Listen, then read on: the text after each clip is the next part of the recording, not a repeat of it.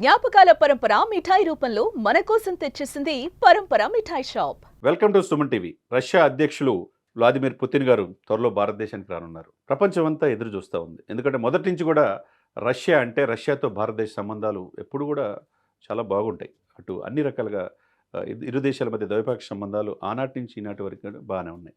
మరి అదే సమయంలో అది అమెరికాకి ఇష్టం ఉండదు. అమెరికా ఒకవైపు భారతీయ వస్తువులపై అయినా 25% పన్ను విధించింది. ఇంకొక 25% పన్ను విధిస్తామని చెప్పి బాహాటంగానే చెప్తా ఉంది. మరి ట్రంప్ ప్రపంచంలో నాకు అత్యంత విశ్వాస మిత్రుడు మోదీ అని చెప్పి పలు సందర్భాల్లో చెప్పారు.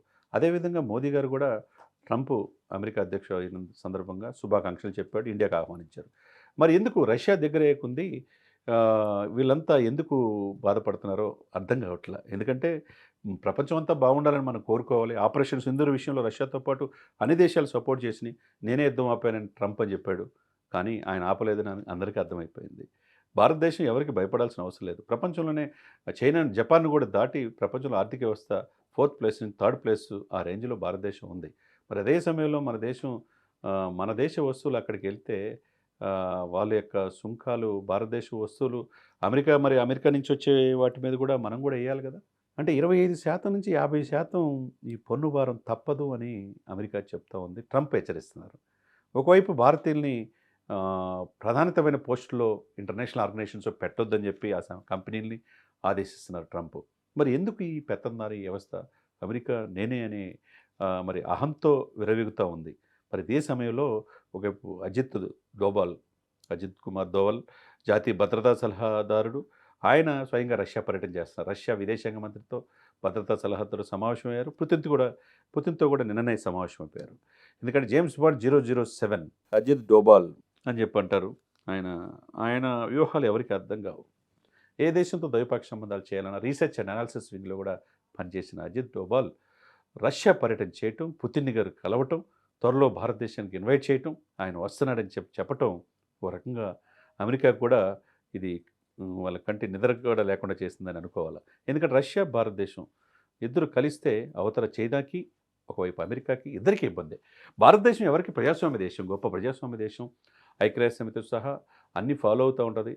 ప్రపంచంలో అన్ని దేశాలకి లేనిది భారతదేశానికి ఉన్నది ఏంటంటే ఈ యూత్ ఉన్నారు. అంటే విపరీతమైన పవర్. భారతదేశంలో చదువుకుంటారు, కష్టపడతారు. అనేక గూగుల్ కావచ్చు, లేకపోతే మైక్రోసాఫ్ట్ కావచ్చు, అనేక ఇంటర్నేషనల్ ఆర్గనైజేషన్కి అధినేతలుగా భారతీయులు ఉంటారంటే ఎంతో కష్టపడతారు. అంటే ప్రపంచంలో ఎక్కడైనా బతుకుతారు. మనం బతకగలం అనేది నిరూపించాం, సక్సెస్ చేసి చూపించాం. మరి ఇది తట్టుకోలేని తరమా? మరి అమెరికా పెత్తందారీ వ్యవస్థకి ఈ ట్రంప్ మరింత ముందుకు తీసుకెళ్తున్నాడా? దీనివల్ల మనకి లాస్ అంటున్నారు. మోదీ గారు కూడా ఎటువంటి వెనకడుగేట్లు, రైతుల యొక్క శ్రేయస్సే మాకు ముఖ్యమని ఆయన అంటున్నాడు. మరి ఏం జరుగుతుందో చూడాలా. అమెరికా మనల్ని దూరం చేసుకుంటే రష్యా మనకు దగ్గర అవుతుంది, ప్రపంచమే మన దగ్గర అవుతుంది. కాబట్టి మనం ఎవరికి భయపడాల్సిన అవసరం లేదు. ఎందుకంటే rule is rule for all. మీ ఇంటికి మా ఇల్లు ఎంత దూరం, మా ఇంటికి మీ ఇల్లు ఎంత దూరం అనే ఇదితో భారతదేశం కూడా ఉంటుంది. అమెరికా పెత్తందారీ వ్యవస్థ, పోలీస్ వ్యవస్థ మేమే ఉంటాం అగ్రరాజ్యం అంటే కాదు. జనాభా మొత్తం 35 నుంచి 40 కోట్లు ఉంటారు అమెరికా. మరి భారతదేశం 145 కోట్ల జనాభా ఉంది. అమెరికానే అన్ని దేశాల్లో అంతరంగిక వ్యవహారాలు జోక్యం చేసుకోవటం, వాళ్ళ ఆయుధాలని అమ్ముకోవటం, ఈరోజు ఆ విధంగా ముందుకెళ్తున్నారు. అగ్రరాజ్యం అంటే భారతీయులు మొత్తం ఒక్కసారిగా రిటర్న్గా ఇండియా వచ్చేస్తే అమెరికా పరిస్థితి ఏందో కూడా ఆలోచించుకోవాలి. ఏదేమైనా కానీ ఎవరికి భయపడి ఇది భారతదేశం ఇప్పుడున్నది స్ట్రాంగ్ కంట్రీ. మోదీ గారి నాయకత్వంలో గత 11 సంవత్సరాల నుంచి భారతదేశం ఎదురులేని దేశంగా మనం చూస్తున్నాం.